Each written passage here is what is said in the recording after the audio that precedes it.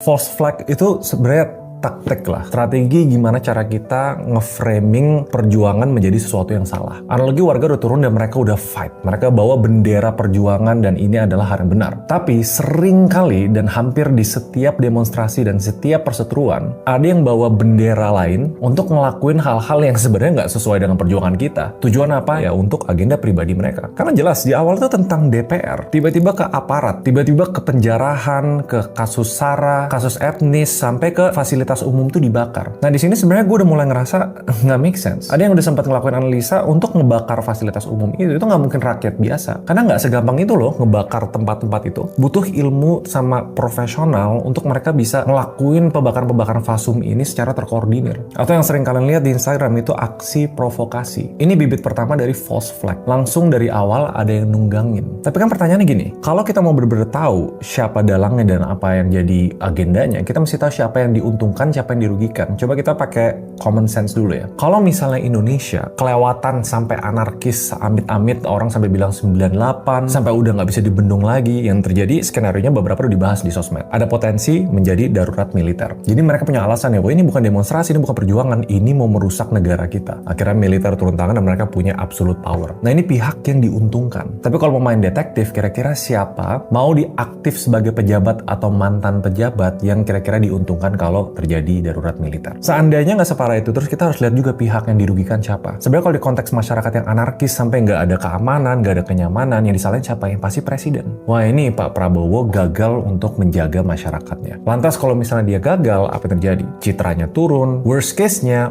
diturunin nih presidennya. Kalau presidennya turun, siapa yang naik? Jadi dari sini sebenarnya udah agak kepeta ya kalau misalnya kita mau cocok logi atau bikin analisa-analisa bodoh. Dan gue bikin video ini tujuannya bukan untuk mengecilkan perjuangan, tapi untuk nyadarin hal-hal kayak gini berdasarkan pengalaman gue pasti ada yang nunggangin.